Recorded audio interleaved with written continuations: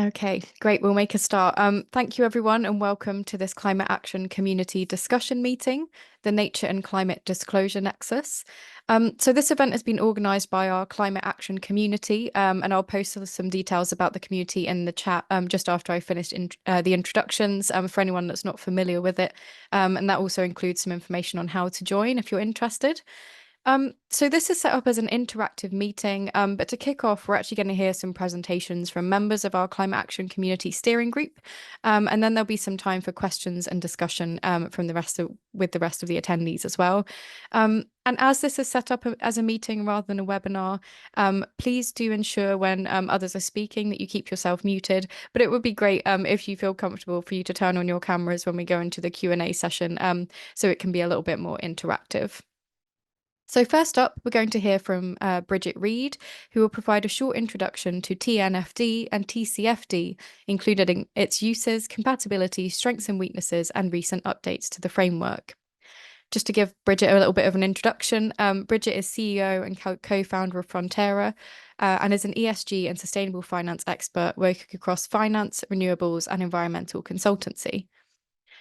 With a background in environmental science and environmental impact assessment, she has an in-depth understanding of the complexities and interconnectivity of the risks, opportunities, and impacts of organisations in our environment. She specialises in assisting all types of organisations to manage, measure, and report their environmental and social risks and impacts, and has been appointed as a green finance expert to the UK PACT programme funded by the UK Department for Business, Energy and Industrial Strategy. Brigette, thanks so much for joining. I'll hand over to you. Thanks so much for that. Let me see if I can share the screen. Okay, I think we're on. Can I move the screen? There I am. Thank you so much for that introduction. And yeah, I think I've been covered most of, well, all of the important bits. I guess the key kind of other thing to add there is that I started life in engineering consultancies and then moved across to finance. I work a lot with financial institutions now, but still kind of work or collaborate with environmental consultancies. So who is Frontera? Frontera is a geospatial consultancy, and we specialise in using GIS and satellite monitoring to evaluate nature, climate, and with this specific focus on biodiversity and deforestation, which is where we've kind of how we've landed in this space between TCFD and TNFD. We help all sorts of organisations. We've got a large focus on financial institutions at the moment, but in essence, we help all different types of organisations to manage their climate and nature-related risks, comply with legislation, align with the international standards that we'll be talking about now, and do a bit of assisting with carbon offsetting commitments and corporate sustainability reporting. So I'm going to first jump into the Taskforce for Climate-Related Financial Disclosures, to TCFD, because that was kind of the original that kickstarted. That was kind of the start of, I guess, the financial sector understanding that nature and climate, or climate in this specific instance, actually has an impact on their organisations. So I kind of, when was it? Maybe like 2019, I've got these dates wrong, maybe even a little bit earlier. The financial sector had this sudden realisation that if climate change, when climate change arrives, it's going to have a material impact on the economy and ultimately on their profitability, their ability to function, which is why the financial sector actually started to care about it, because it was this moment of reckoning when they realised that their bottom line is going to be impacted by climate change. So what happened was they, a bunch of basically bankers, but also government institutions kind of came together to put together TCFD. And it was originally a voluntary framework. They had heaps of stakeholder engagement as they put it together. It was like a very, it was a very engaging kind of way that they set it up. So they had a lot of members of the industry participating in kind of helping out to structure it. And they came up with this structure of governance, strategy, risk management, metrics, and targets. So the idea that a financial institution or an organisation like a corporate, any sort of corporate, to appropriately manage their climate risk, they'd have to have appropriate governance structures in place. So primarily that's things like ensuring that the board of the company has overall responsibility for climate issues and they have an understanding of it and that they are actively managing their climate risks.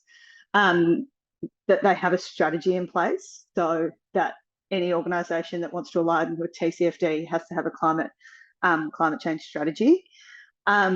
A risk management strategy. So this is where they're looking at particular risks within their business and within their, if we're talking about a financial institution, thinking about if they're investing in a particular sector, are there climate change risks within that sector that they need to be aware of and what type of risks do they present? And then metrics and targets. So there's a bunch of metrics and targets that are recommended that that if you're aligned with TCFD, that you should be reporting these metrics and targets.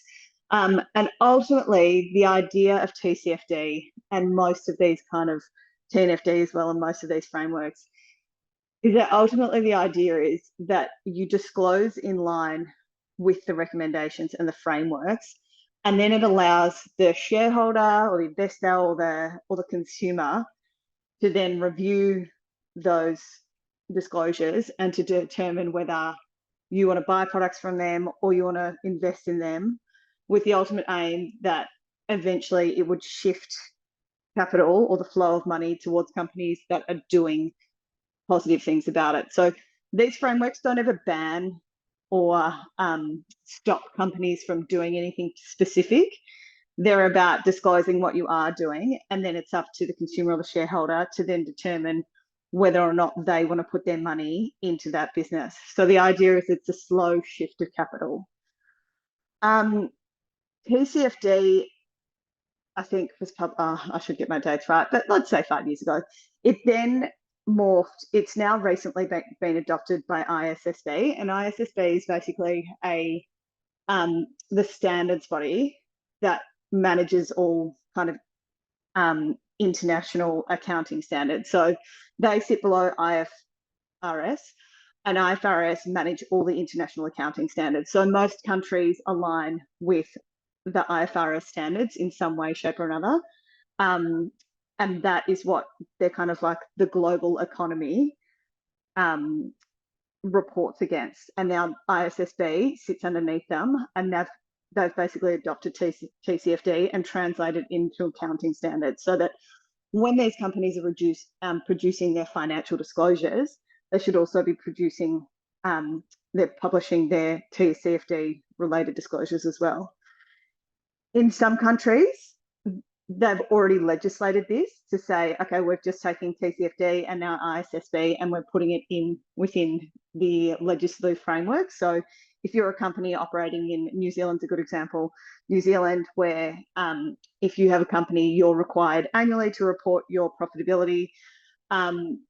Now you're also required to report your climate-related risks in line with TCFD.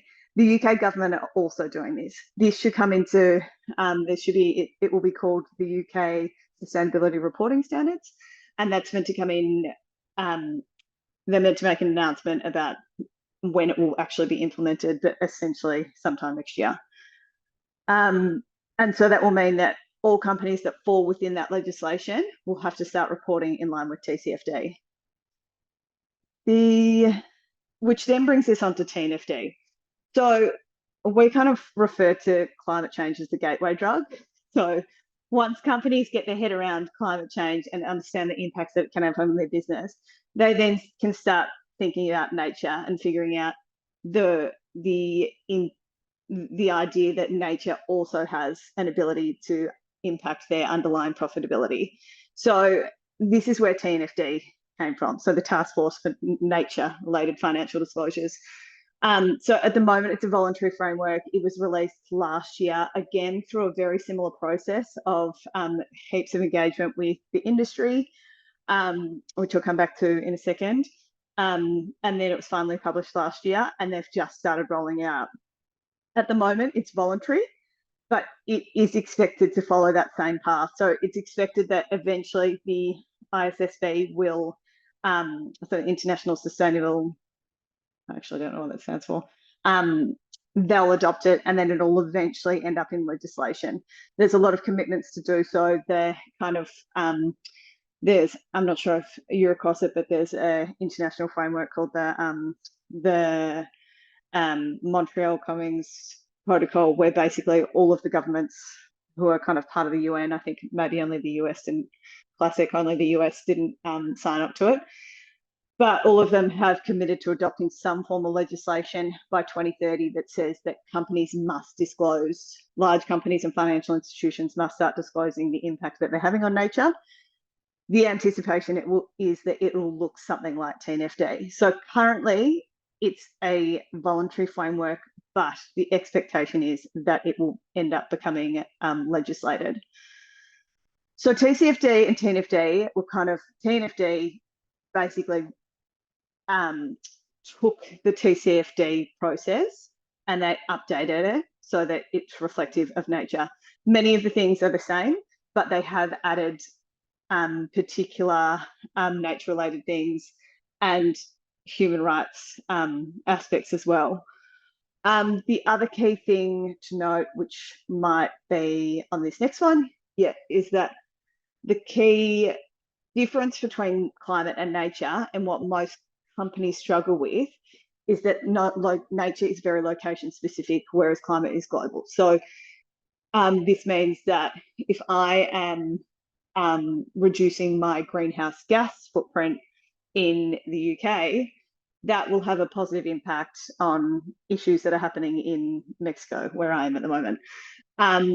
So even if I have a global footprint of, manufacturing or agricultural or whatever, you are a company with lots of different footprints everywhere. If I reduce my climate impacts if I reduce my greenhouse emissions at one point, it's going to have a positive impact across my whole footprint. Whereas nature is location specific. So you can't improve nature in the UK and assume that's going to have a really positive effect on nature in Mexico. It's extremely specific to where exactly the impact is occurring, which is where the challenge comes in, because this is now requiring all of these companies to figure out exactly where their supply chains are, and that has proven to be extremely difficult.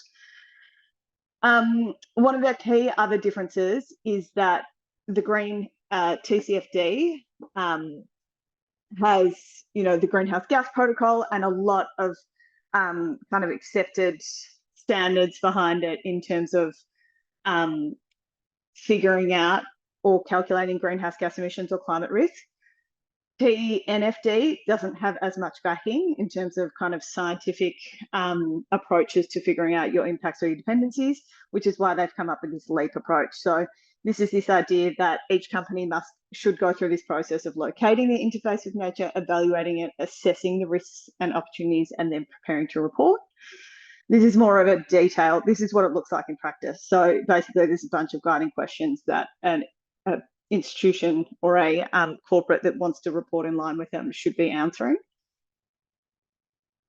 And then TNFD also has a list of indicators or core metrics that they want each company to report on. These, again, are very difficult for a company to actually get the information on, because again, if you're dealing with a really large company and a really long supply chain, figuring out exactly where the impact, where, how much plastic pollution is being generated within your supply chain, it's extremely difficult, but this is what they're asking.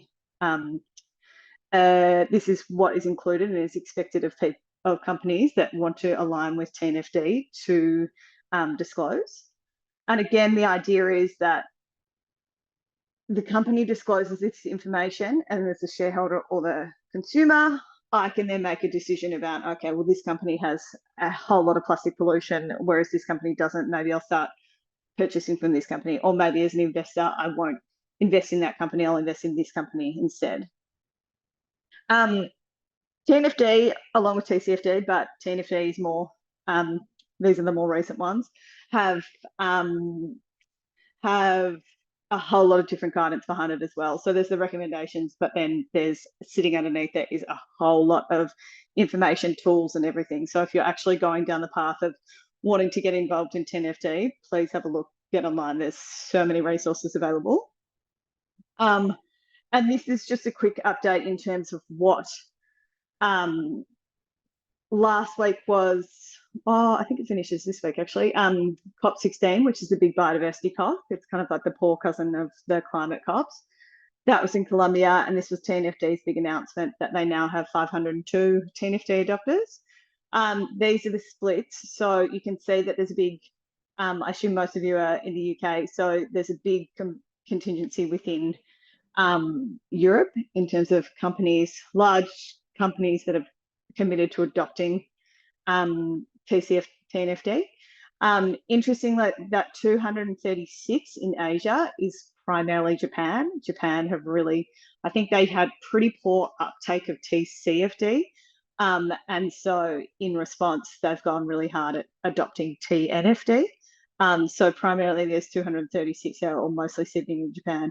But you can see that companies are really starting to get on board. And there's a few things that I would say. Just stop sharing. A few things of interest that I think are worth covering off.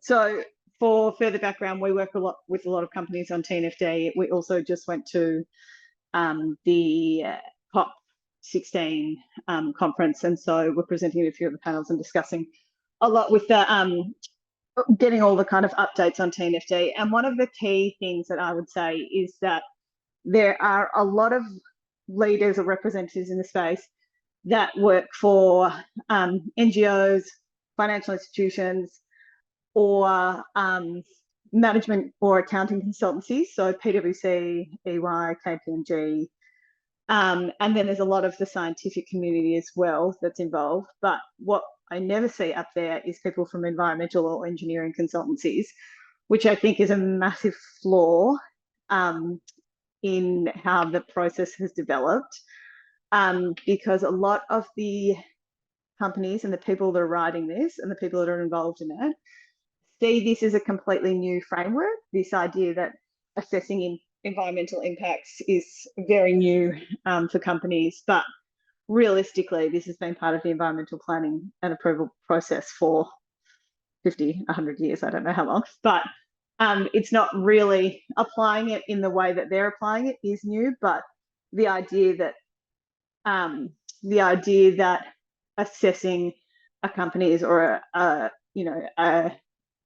project's impact on the environment is new, I find challenging, because I've worked in the environmental planning system, I've worked in environmental impact assessments, and it's not. So my big call to action is that I think more engineering consultancies and environmental consultancies need to start getting involved. I think of all the events that I went to last week, I only saw one representative from Arcadis, so one engineering consultancy on all of the panels, and the rest of them were from PwC, KPMG, and I don't think that they have the in-house capabilities or the experience to be managing this. They've kind of got nature or sustainability backgrounds, but they don't actually have the on-the-ground experience of managing or reducing or identifying nature-related impacts. So if anybody is interested in TNFD and getting involved in this space, it's really easy to get involved. Like there's lots of open forums, so I'd really encourage everyone to do so. Sorry, I've just realised I've probably gone over time, so I will hand it back to you. No, thank you so much, Bridget. That was really excellent to get that overview of TCFD, TNFD, and some of the changes that have come in. And then also that call to action, as you said, having environmental consultants and engineering consultants involved in these conversations is so important. So yeah, I really echo your sentiment there. Thank you very much. And if any of you have questions for Bridget, please do either put these in the chat, or if you'd like to ask them in person when we go to the Q&A function, you'll be able to just kind of raise your hand. So please do have a think about what you'd like to ask Bridget around these questions. Next up, we're going to go straight into our next presentation from Kripa Dwarakanath. Kripa will talk about considering climate and nature in business operations, with talking about some case studies on the application of TCFD and TNFD frameworks. Kripa is Executive Advisor for Sustainability and Resilience in ESG at GHD. She has over 19 years of postgraduate consultancy experience in sustainability strategy advisory, including the last 10 years in climate change mitigation in the development, planning, policy, water, aviation, built environment, and rail infrastructure sectors. Thank you so much, Kripa. I'll hand over to you. Thank you. Thank you. And thanks, Brigette. And I totally echo your call, if you like, for the subject matter experts, I mean, for people who are in the industry, especially the environmental side of things, to participate, because that's something I have observed as well when participating in some climate finance related conversations. I'm like, how many people here are they are either from banks and, from that side of things rather than hardcore environmental. So those who are listening or probably will listen to the recording, please consider what Brigette said. With that one, so yes, and thanks for the introduction, Ethne. So yes, I've worked in this sustainability consulting for about 20 years, now part of GHD. I mean, my background has been in development planning, strategic environmental assessments, sustainability framework setting. So all that experience, I would say, has helped me in moving into this area. Now working with at GHD as part of within their advisory business. Working with my team on various things around sustainability. For example, climate change. At the moment, we're supporting a country level nationally determined contributions and biennial transparency report as the mitigation policies and measures expert, or developing decarbonization strategies, again at a portfolio level, or sustainability strategies could be very specific in terms of like specific topics around sustainability. And that is what I would like to talk you through today. It's the application of TNFD, of the TNFD framework, rather than a direct example of TNFD adopters, because this project for a client that I'm currently working with, they have not really signed up as a TNFD adopter, but when we defined or started developing the project methodologies, it was very much aligned with TNFD and various other things as well, but it made sense. So quite a lot of TNFD's framework, especially the LEAP approach that Brigette had talked you through, number of things we have taken that into account and basically applied. But you must bear in mind that the subject or the topic is only water, but water as an element of nature. That is how we've approached this. So everything that's written in the TNFD framework, like around biodiversity and other things, everything else is not necessarily covered, but things relating to water, particularly pollution, and then resource use. Those are the two topics, because it's around water quality and water quantity. Those are the two topics that we had predominantly covered as part of this project. Okay.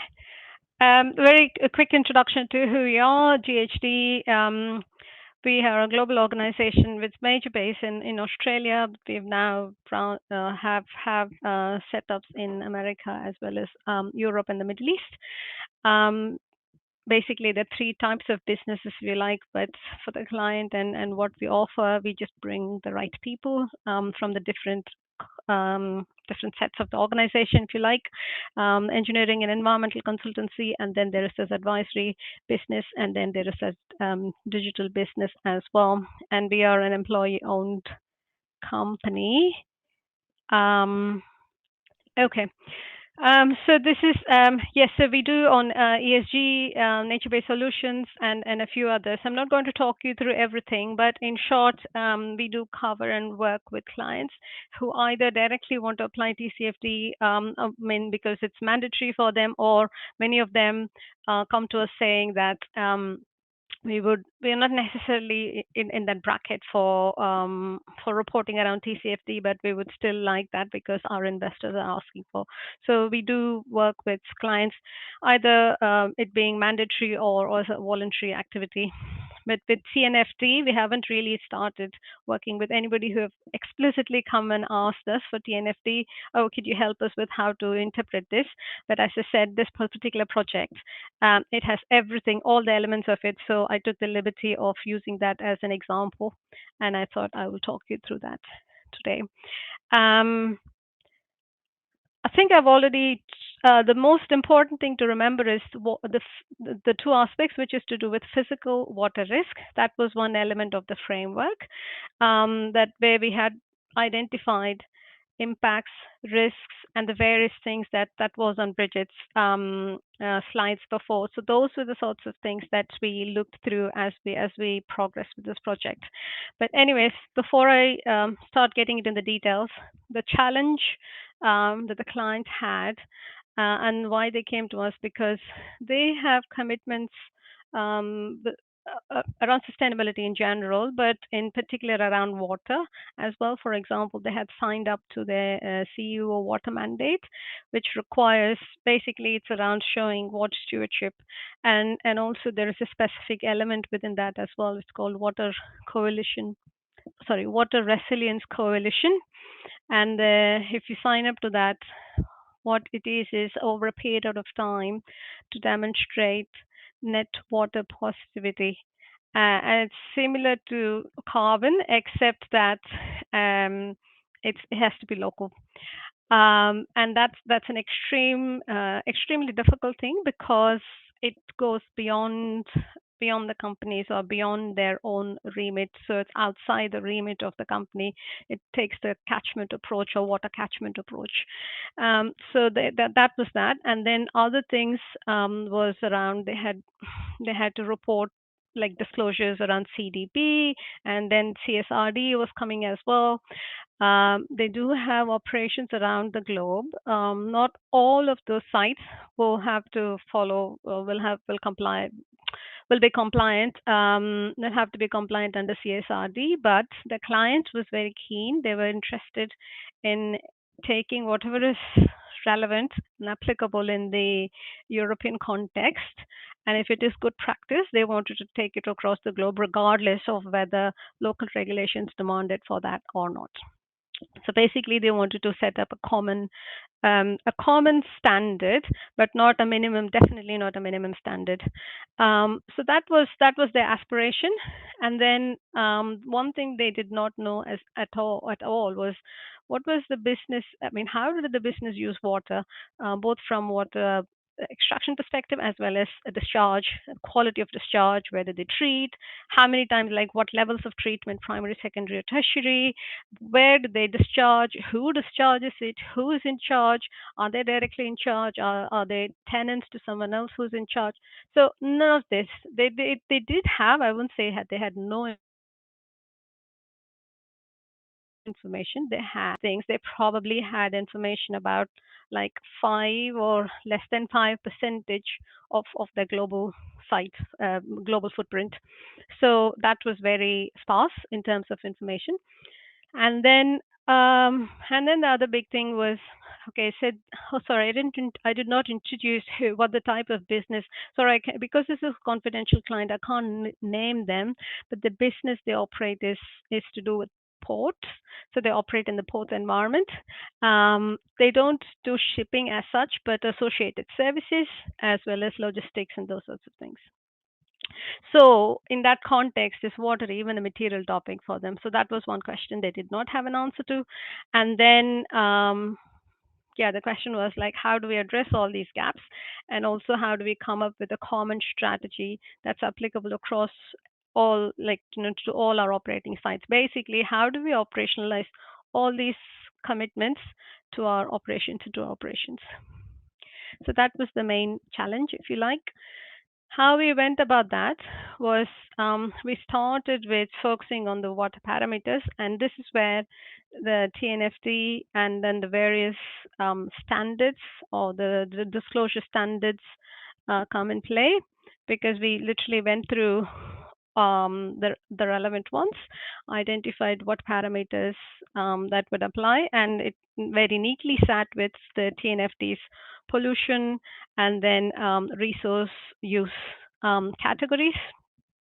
So, and then the metrics as well, we picked from that. So it was quite easy for, because ultimately anything that the organization will do, it has to align with all these standards and reporting requirements, so that it's easier. It's easy to see that connection top down and bottom up. So that was our first task. Once we had clarity on, okay, these are the topics or these are the areas that we want to focus on, then the next big question was, remember when I said they had no idea of the interaction of how their sites or operating units interacted with water, and we did not jump straight to asking 700 plus sites because that would be a huge undertaking. Not that they wanted to skip the step, but we wanted to make it have a proper approach to this before we went and embarked on that challenge, or before the team could go and do that. So it was around identifying whether this is even a priority topic, whether this is even something that's material to them. And there is where we took the WWF water risk filters into their help. So that is very aligned with the TNFD framework. If you're familiar with the WWF biodiversity risk filter and water risk filter, that's a very good tool. At least when you're looking at the globe and you don't have too many details, that's a good starting point, and that's where we started as well, where we found that basically mapped the client sites against those areas which were water stressed, and then where a few parameters, actually it was around basin physical risk and a few other things that we took into account. So once we had an understanding of the number of sites and percentage areas where they are located in water stressed areas, then our natural focus was these are the ones that you really, really need information on water use as well as discharge, because then that relates to the biodiversity and number of other things as well. So that's how we went about helping them doing that prioritization or defining materiality. And then the next step, not necessarily for TNFD purposes, but it was more for the client itself to understand where they stand compared to their peers, as well as what's happening elsewhere in the market, so that they could draw inspiration, especially from a water quality and water quantity as in use perspective. Once that was done, then we had internal stakeholder engagement exercise, like across the various regions. We talked to all the regional leads as well as some of the units, and also did some sample surveys across like just under 10% of the global footprint, again to understand a bit more, but that's definitely nothing close to having the whole picture. But what that helped us to do was figure out how much we don't know, what is it that we need to know, so and then by when. So that helped develop a roadmap, which went into part of the strategy and defining the next steps for the company. So that was everything, or almost all the steps, if you like, aligns with LEAP. So first was locate. As I said, we used the GIS as well as the water risk filter, WWF filter to locate. But what is to remember is our our focus initially has been only for the business itself rather than their value chain, although it is recognized that they need to look at the value chain, but they wanted to first fill the initial gap of what they don't know about themselves, and then move on to the supply chain. But that's very much on the roadmap. So first we did the locate part of it, and then the evaluation. I wouldn't say we've done everything around evaluation, but we have given a flavor of what evaluation should look like to the client, so that, and it is built into the strategy that we have written for them, so that they can, over a period of time between in the next 5 years, they could develop that, and then as well as assess and help prepare action plans for as they find what the various things that they will find about their sites and their operations. And then finally, I think this is just, again, I've already showed you the slide. So it was mainly about how we went through this journey, and predominantly leveraged on resources that's available, credible resources that's available online, as well as our own in-house capabilities around GIS. As well as, of course, powered by technical experts who had worked with WRI and a few others. So all that came together. And I'm going to stop there because I could carry on talking about the whole strategy itself.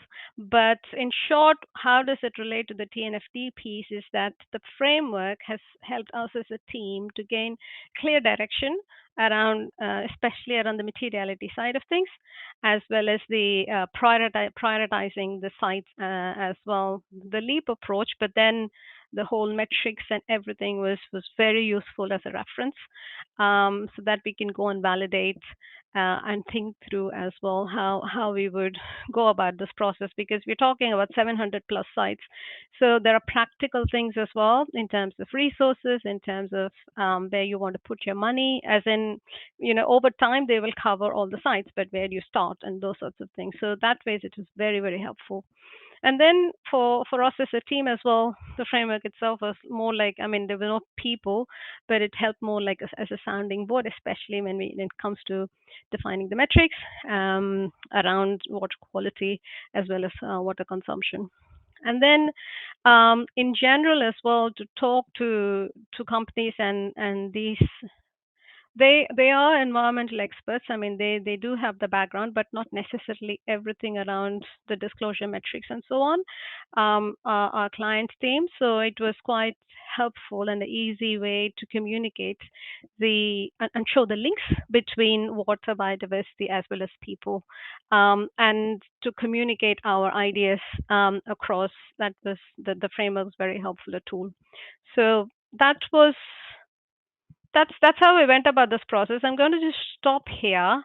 If there are any questions or any comments, happy to take. Great. Thank you so much, Kripa. That was great. Really useful to hear kind of how some of these things can be used in practice with clients. And I think you raised an interesting point there around using TNFD for kind of other projects as well. So that was really useful. Thank you so much, both of you, for your presentations. That was really interesting. And for everyone attending as well and your questions. That was really good overview of the frameworks and how they can be used. So really appreciate your time today. And thanks to everyone. I hope you enjoyed it as well. If you are an IES member, you can record your attendance at this meeting using the CPD tool. And you can do that by logging into the members area of the website. Before I let you all go and enjoy your Monday evening, I just wanted to flag the next IES event, which is taking place next week on the 11th of November. This has also been organised by our climate action community, and it's on interdisciplinary climate action, making a net zero society. And you can register for that webinar on our website. Hope you all have a great rest of your day. Thank you very much.